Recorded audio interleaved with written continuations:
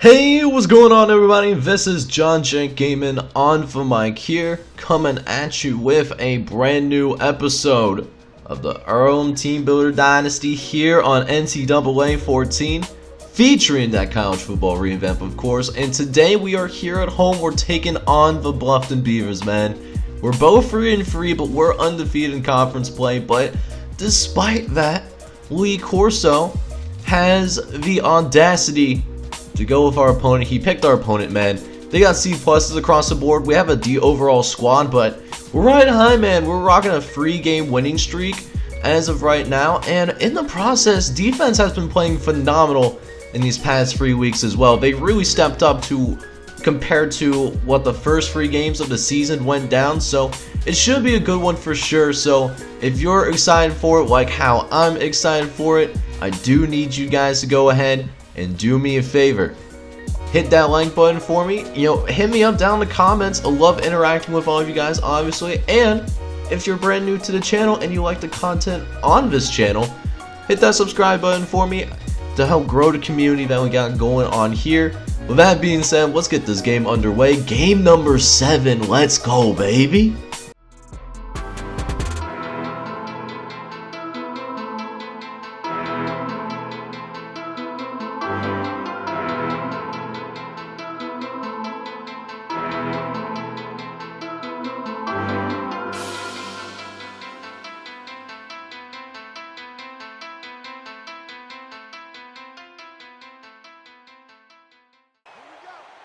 Alright guys, so we got this 3-game winning streak, and I'm trying to get it up to 4 games here, but Bluffton not going to go down without a fight, obviously, as they get a nice dot over to Robert Sanders. We actually get really lucky. If he stayed on his feet, he might have had 6.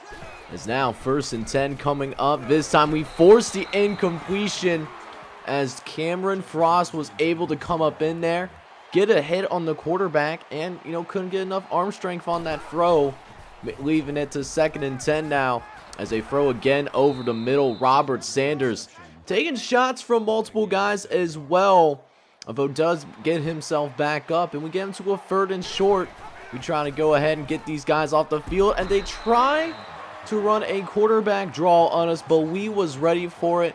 Josh Brown was there to go ahead and blow things up. Finn Otis actually almost got him in the backfield for more yards, but that being said, we actually forced them to punt because that took them outside of field goal range. So, now it's time for us to go ahead and try to get something going for our offensive attack as well. But we've been struggling a little bit on offense. That's been a theme for us here when we start these games. It seems like the first half quarter or like the first quarter of a game, offense just has a really difficult time, getting much of anything going. But once we get a couple of first downs on a drive in, we start to eventually get things rolling. But in the meantime, though, Bluffton actually gets a really nice punt return, and now they start with the football on our side of the football field. So a big test for our defense here as they throw over to the left-hand side, gets it out to Travis Fitzpatrick, as I had the guy in that left-hand side of the zone, but I left it. Try to cover in the middle, try to redirect where he went with the football, but forgot about those 2 guys, unfortunately. But our defense can stand up, though. Finn Otis, he gets the TFL. Almost had another TFL earlier, but we get this one. So now 2nd and 14, Irvin drops back, gets it over the middle to Jefferson, and it's fumbled. But Bluffton recovers it. And look at this, man. Chris Jefferson picks it up and gets to run it in the end zone for a touchdown. Can you believe the luck on that play? We forced a fumble. The ball is out. By the way, Caden does a really nice job of getting it out, but everyone was going for that ball. Just was luck of the draw sometimes. The NCAA gods not rocking with us here, as now we'll try again and recover after that terrible luck that we had on that drive, man. That's not our defense's fault. That's just a nice heads-up play by that receiver. So we got 1st and 10 now coming up. Miami going to go ahead and run it up the gut, and that's going to be good for a gain of 13. And that's what I'm talking about, man. Starting to get things going with our ground game. Get those first downs or 2. Let's see if we can get something else going as we try to roll out with CJ Patton. Didn't see anybody open, and, you know, he's just not as fast as Miami Ugalde. So he ends up getting sacked there. And now we got a 3rd and 13 coming up. Miami dropping back, facing a ton of pressure, and there just wasn't anywhere for us to go with the ball initially. We had RB cut up upfield, but by that time, you know, we were already getting sacked. And now we're relying on our defense once again as they try to throw it short over to the right-hand side. Gets it out to Smart, who breaks that tackle and ends up picking a 1st down. And that's how this first quarter is going to end, man. Besides that one really lucky play that Bluffton has had, we've been playing pretty well on defense, but can our offense catch up, though? We'll just have to wait and see. So let's go. Second quarter now officially underway. We're only down 7-0. Defense, for the most part, has been playing really well and continues to play well as Finn Otis actually was able to break up that pass. What I love about our defensive linemen, we have some versatility. Is now 3rd and 6. Irvin throwing over to the left-hand side. Was looking for his receiver, but also overthrows him. And we get the ball back, man. We're still only down 7-0. We just need one big play to get us back on track there. This could be it. Jesse Green out in the open. One man to beat. Can he beat him? No, but he breaks the tackle. Finally is caught from behind, but a huge play downfield, though. Jesse Green, our backup tailback, baby. Let's go, man.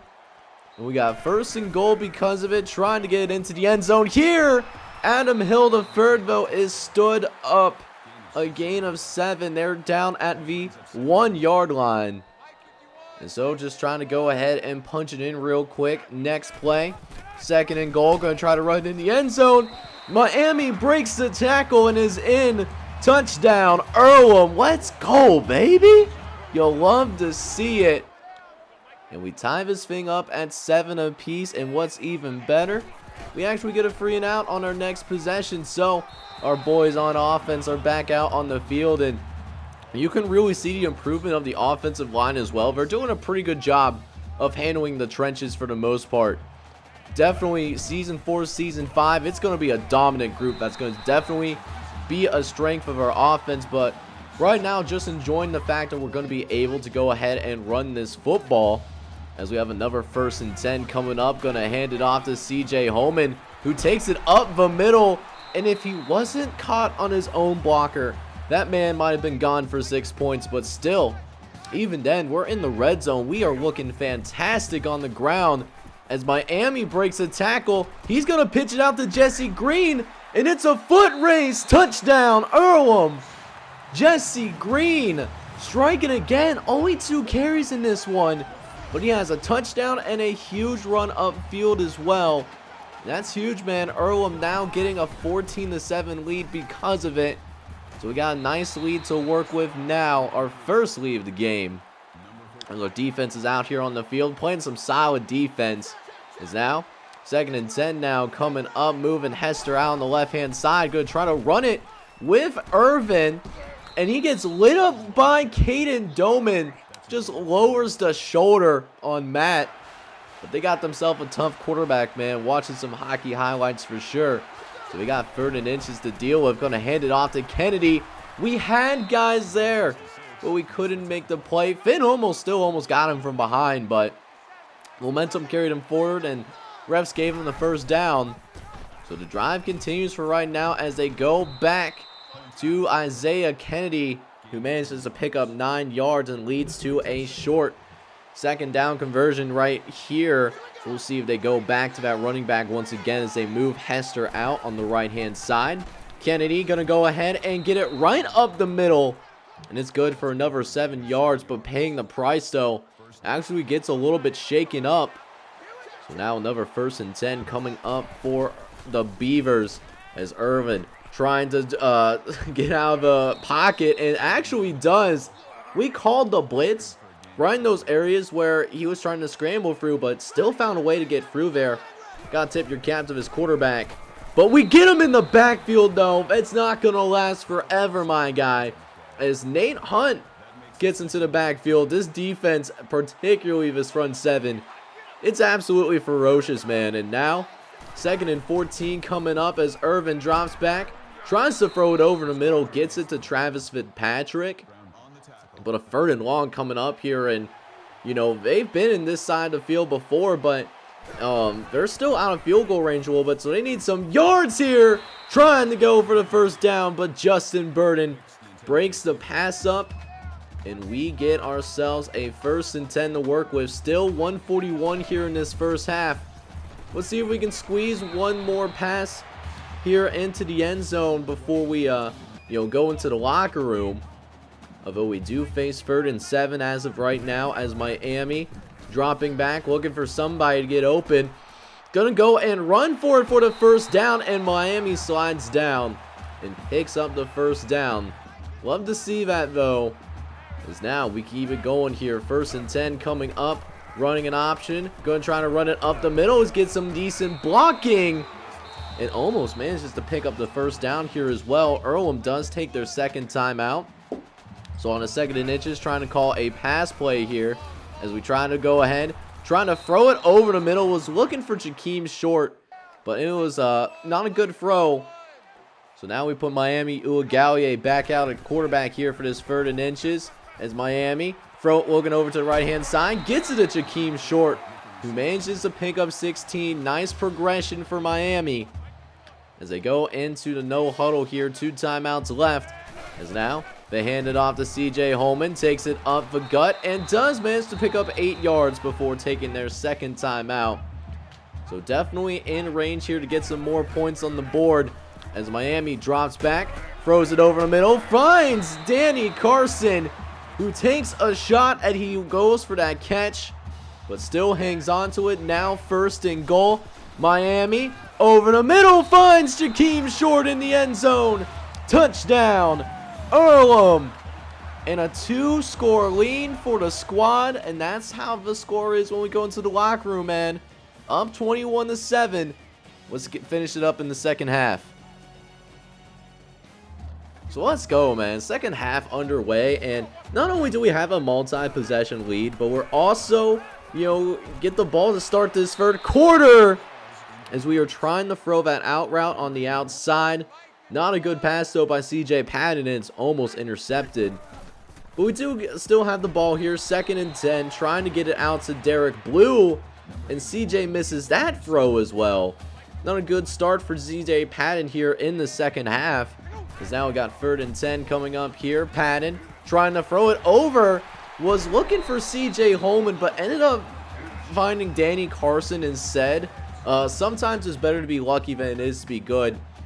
Inaccurate throws still. So CJ Patton does need to work on that going forward. But CJ Holman, though, able to pick up close to another 1st down as well. A gain of 9 on this one. As now we got 2nd and 1 now coming up here. Let's see what we can do. Miami dropping back, facing some pressure on the right-hand side. Just go ahead and scramble out to the left when he has all the space in the world, and nearly gets it into the red zone too. A 23-yard gain. So a fresh set of downs once again for the Quakers as CJ Patton's back out on quarterback and hands it off to Jesse Green, who makes 1 tackle and gets another 1st down. And this running game's been dangerous. Over 200 yards rushing already. I can tell we're just getting started here. Is now a couple plays later, Jesse Green again looking for the end zone and gets it in there. Touchdown, Earlham. And our backup running back with his 2nd score of the day. Just making the most out of his playing time. Only 4 carries, but 2 scores in this one, though. And it gives us a 28-7 lead here. So needless to say, things are definitely looking good for Earlham. Let's make sure our defense can still hold up and get the job done. As they hand it off to their star running back, Bradley Smart. We haven't called his name a lot in the backfield, but he has the star attribute. As Irvin will go over to Bradley Smart once again and runs over MJ Granson. Just got absolutely trucked. So now a fresh set of downs for the Beavers as Irvin trying to get it to the 1st down marker once again. He's a quick quarterback and picked up 13 yards because of it. We've got a 2nd and long now coming up, but it looks like the quarterbacks, didn't realize how much time was left on the play clock. So don't know, a little bit of a glitch there in NCAA 14. That happens every once in a while. This is a game that is a couple of console generations old at this point. But still, 2nd and 14. Jackson trying to make some space upfield. Taking it down the right down Miller Lane. And it's a 1st and goal. Almost got into the end zone. Weavers looking to score for the 2nd time today as Whitaker almost carries it in there. A gain of 6. Is now 3rd and goal coming up here for Earlham, or the Bluffton Beavers, as we try to key in on that quarterback, but it wasn't enough though. Matt Irvin gets into the end zone and cuts this thing down to a 14-point game. And the thing is, we also go 3 and out on our next possession as well. So need our defense to go ahead and step up a little bit here to make sure it doesn't become a 1-possession game all of a sudden. As it's 2nd and 2 coming up for Bluffton, as Irvin will drop back, facing some pressure, but finds his tight end pretty quickly. Finds Travis Fitzpatrick, you know, just sitting in the middle of our defense. Picks up the 1st down again. Is now 1st and 10. Following the 1st down conversion, almost getting another one as well, as Sheldon Jackson was trying to fight forward to that 1st down marker, but, you know, we sniffed that up and, you know, took care of business. As we get a nice play on defense, but look at what happens. They're calling a flag on Matthew Sands. Matthew Sands was already lined up right on the 1st down marker. No way he was offsides. There's absolutely no way. So they get a 1st down on that. That's stupid. And we also, they find a hole in our defense. Darius Hicks, simply wide open, gets it in there for a touchdown. And they do indeed make it just a 1-possession game. After our 1 drive, you know, it's been all Bluffton here as they got back to this game, and 4th quarter should be exciting. Don't go anywhere, y'all. Alright, man, so 4th quarter now is underway. We went 3 and out again, so not a good look for us whatsoever, as Bluffton's going to try and go ahead and get this comeback on us right here. In the 4th and 1 coming up here for the Beavers. But they're actually going to go for it here. Got to make sure we get them off the field as Irvin drops back and Jefferson drops it. That man was going to have a 1st down. Look at this. All he had to do was catch the ball. It was right in his hands. But because of the rain, that might have led to his drop right there. And we get the ball back once again, and not only do we get the ball back, we get great field position to work with as well. And a gain of 7 leading towards that. You'll love to see it. As now we got 3rd and short now coming up once again. Calling the number of CJ Holman to pick up this 1st down, and picks up a few yards and moves the sticks for Earlham. So that'll give us a little bit of an opportunity to go ahead and run a little bit of this clock out. As we go ahead, go to CJ Holman again on the ground. He's got a nice hole trying to take it upfield. He's got a blocker, and CJ Holman, the subscriber recruit, gets it into the end zone. Touchdown, Earlham. And we extend this lead back up to a 2-possession game again. Up 35-21. This offense been electric so far here today, and so is the defense. Caden Dolman laying the lumber as it leads to a 3rd and short here, trying to get him off the field. Irvin's going to go ahead and pitch it out to Bradley Smart. Tries to fight forward, but he does pick up the 1st down as well. Cameron Frost did not get there soon enough.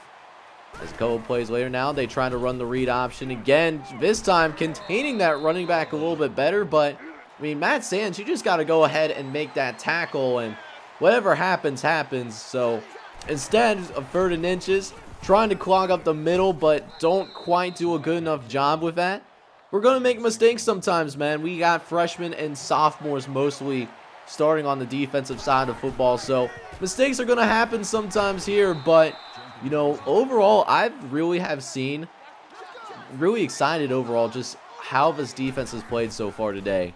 Let's see if we can continue that, though. A 2nd and 2. They throw a dot to Jefferson, and Caden Dolman, an original walk-on, gets beat on that side of the field and makes us pay for it dearly.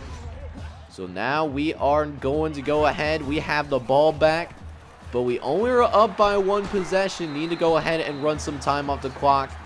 Hopefully, we can start doing that once we get this first down, as we do start running this clock out. Now down to 2:24 is Miami.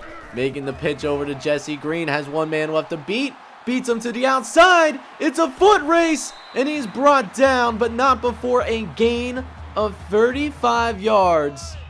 And he stays in bounds as well, allowing us to, keep some time on the clock. Bluffton deciding to wait to use their timeouts, interesting enough. And then now the Beavers will go ahead and start using their timeouts. Only 1:46 left though. So if we can get rid of all these timeouts that Bluffton has and also get into the end zone, that would be very ideal for us going forward. As CJ Holman, he picks up the first down. Could have gotten a face mask called, but refs aren't going to throw it. We don't need it though. Is a little bit more space to work with. We get into the last minute of this game. CJ Patton hands it off to Jesse Green. Gets it into the end zone. Touchdown, Earlham.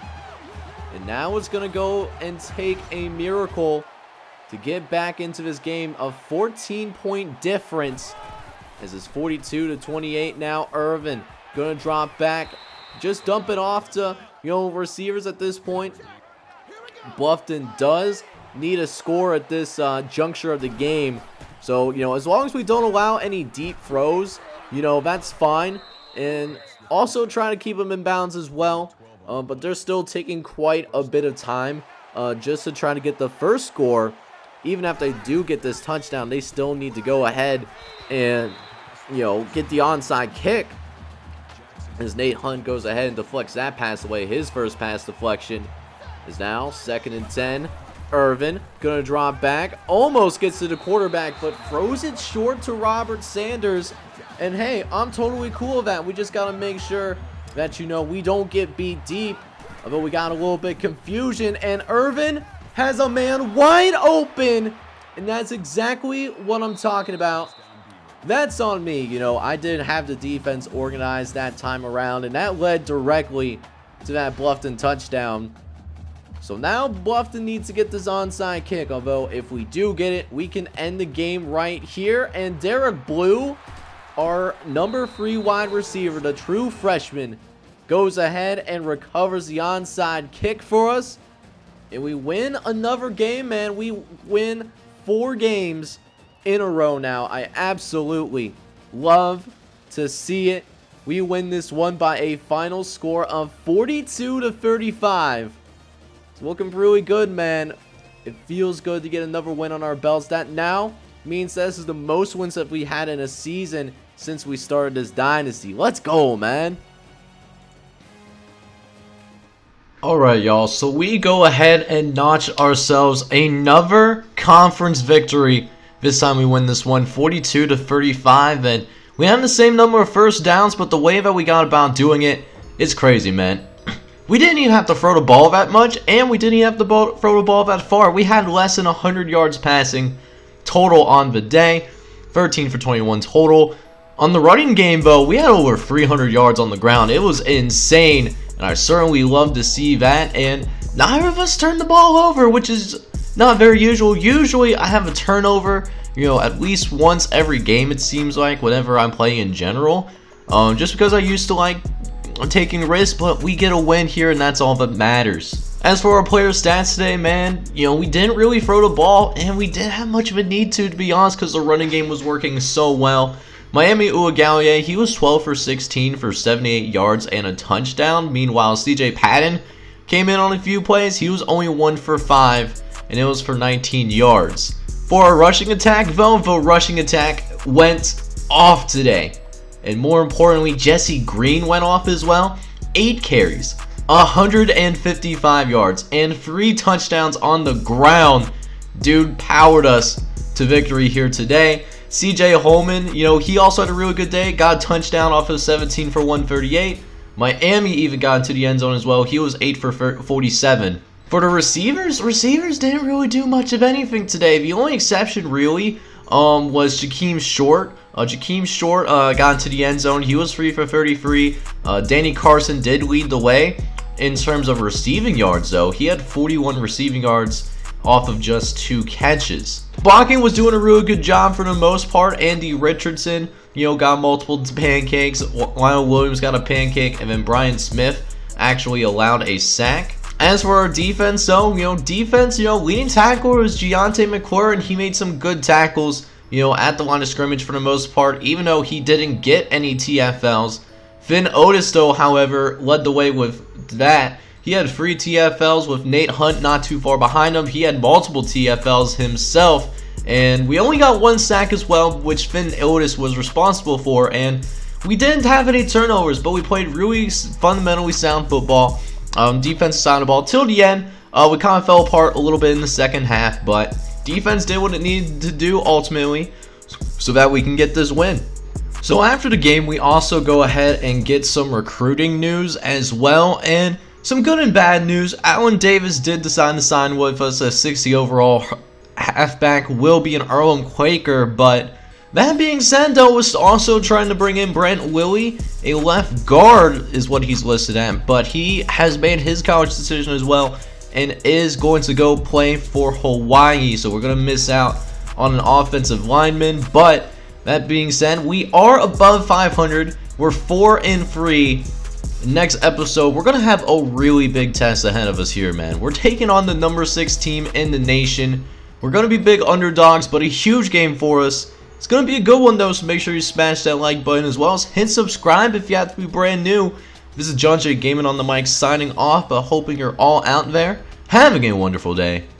Take care, everybody.